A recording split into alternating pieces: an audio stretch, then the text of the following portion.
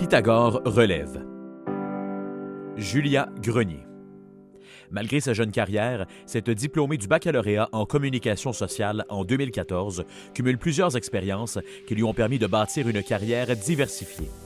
Julia Grenier a déjà porté différents mandats, dont celui d'agente de communication chez Culture Mauricie, de chargée de projet au Carrefour Jeunesse Emploi de Shawinigan et d'agente de promotion de l'entrepreneuriat collectif à la coopérative de développement régional Centre du Québec Mauricie.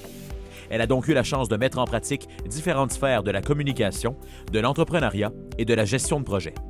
En 2015, elle démarre une entreprise de commercialisation de boissons santé novatrices portée par la vive aspiration de partager sa passion des aliments sains à la faveur d'un breuvage distinctif et attrayant. Durant ces années, à titre de directrice générale, elle acquiert un bagage d'expérience considérable et surtout, elle apprend une panoplie de choses. Production agroalimentaire, recherche et développement en laboratoire, gestion des opérations, des finances et des ressources humaines, commercialisation et distribution, demande de financement et positionnement de marque. En 2017, elle présente son entreprise à l'émission Dans l'œil du dragon, durant laquelle une dragonne manifeste son intérêt de devenir actionnaire. Mais ses valeurs environnementales prennent le dessus sur le désir de commercialiser un breuvage sain dans une bouteille à usage unique. Comme il est encore impossible de commercialiser une bouteille sans avoir un impact environnemental négatif, et ce, peu importe la matière utilisée, Julia Grenier prend la décision de vendre et de se lancer dans un tout nouveau défi qui respecte davantage ses valeurs et surtout celles qu'elle souhaite partager à ses enfants. En septembre 2019, elle est nommée directrice générale d'Agricole, organisme à but non lucratif soutenu par le ministère de l'Agriculture, des Pêcheries et de l'Alimentation, qui a pour mission d'accompagner les écoles primaires du Québec à intégrer l'agroalimentaire à la vie scolaire. Agricole vient d'ailleurs de remporter un prix provincial grandement médiatisé de 100 000 $ remis par Desjardins. Moi, juste avant d'atterrir à l'UQTR, j'ai fait quelques sessions dans la grande ville, dans une autre université.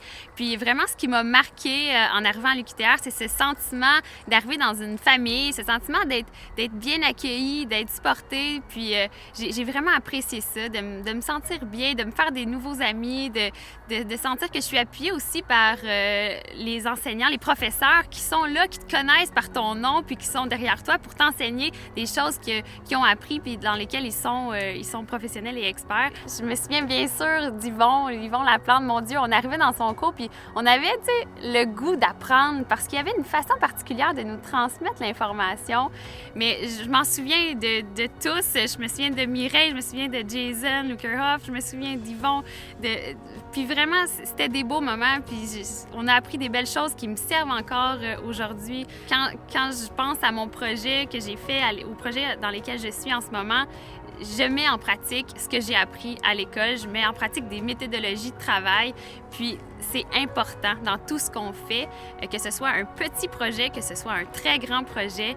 Et c'est ce que je retiens de mon parcours à l'UQTR, c'est d'avoir des méthodes de travail dans tout ce qu'on entreprend. Ce que ça représente pour moi, le prix Pythagore, je trouve ça grandiose comme reconnaissance.